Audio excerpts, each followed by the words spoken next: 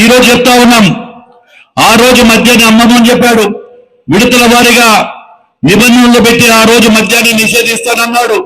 ఈ రోజు మద్యంను నిషేధించిన తర్వాతనే ఓట్లు అడుగుతాననేటువంటి పెద్ద మనిషే మళ్ళీ ఆ రోజు నిషేధించకుండా మద్యం మీద 26,000 కోట్ల రూపాయల అప్పు తీసుకొచ్చి ప్రజలకు భారంగా పెట్టినటువంటి ఈ యొక్క వైఎస్ఆర్ పార్టీ నాయకులకు మాట్లాడే అర్హత కానీ మన పార్టీని మనల్ని విమర్శించే అని కూడా లేదని చెప్పి తెలియజేస్తా ఉన్నాము. అదేవిధంగా మన సూపర్ 6 పథకాలు ఏవైతే ఉన్నాయో ఆ పథకాలన్నింటినీ కూడా మనం ప్రజల్లోకి తీసుకెళ్ళాలి. ఎందుకంటే ఆర్థికంగా ఇబ్బందులు ఉన్నాయి. ప్రభుత్వం అధికారంలోకి వచ్చి సంవత్సరం కావస్తా ఉంది. ఇప్పుడిప్పుడే అడుగులు వేస్తా ఉన్నాం. ఇప్పుడిప్పుడే మన ఆదాయ వనరులు పెరుగుతూ ఉన్నాయి.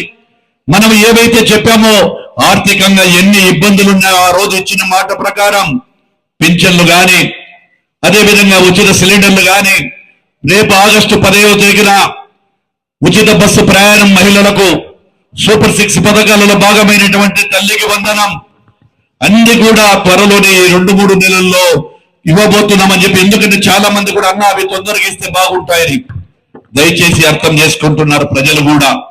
మనం కాదు, ప్రజలు కూడా తెలుసు ఆర్థిక ఇబ్బందులు ఉంది రాష్ట్రం.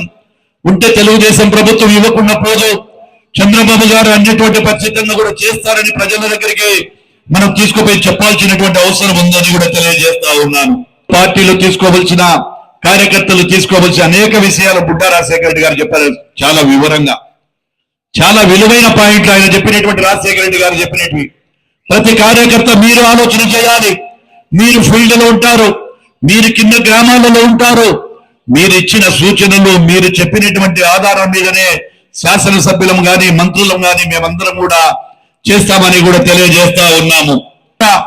నా నియోజక ప్రజల ద్వారా, మీ యొక్క జిల్లా ప్రజల ద్వారా చంద్రబాబు గారికి శిరస్సు ఉంచి నమస్కరిస్తూ వారికి ఈ యొక్క ప్రజల తరపు నుంచి, నా తరపు నుంచి కూడా ప్రత్యేకమైనటువంటి ధన్యవాదాలు. లోకేష్ బాబు గారికి, నారా చంద్రబాబు నాయుడు గారికి కూడా ధన్యవాదాలు తెలియజేస్తా ఉన్నాను. అదేవిధంగా గతంలో ఎక్కడికైనా పోవాలంటే తల దించుకొని ఎక్కడికైనా పోతే మనకి ఎక్కడ కింద పడతామో కూడా తెలియని పరిస్థితి. అటువంటిది చాలా వరకు ఇప్పటికే R&B ద్వారా జరిగినటువంటి రోడ్లలో పార్ట్ హోల్స్ కూడా, ముఖ్యంగా నా జిల్లాకు చాలా మంది కూడా మా ఫ్రెండ్స్ కూడా అంటా ఉన్నారు, ఏమన్నా నీకు స్వార్థం పెరిగిందని. ఎస్, ఖచ్చితంగా నా జిల్లా వాసులకు నాకు స్వార్థం ఉంటుంది. నా జిల్లాకు ప్రాముఖ్యత, నా పదవిలో ప్రతి శాసనసభ్యుడితో కూడా చాలా సార్లు మాట్లాడుతూ ఉన్నా. అడిగినటువంటి నా చేతి లేనటువంటి కూడా అన్ని రహదారులు కూడా మరమ్మతులు చేసి, కొత్త రహదారులు ఎప్పుడైనా వచ్చిన ప్రతిసారి జిల్లాకి కూడా ప్రాధాన్యం ఇస్తాము.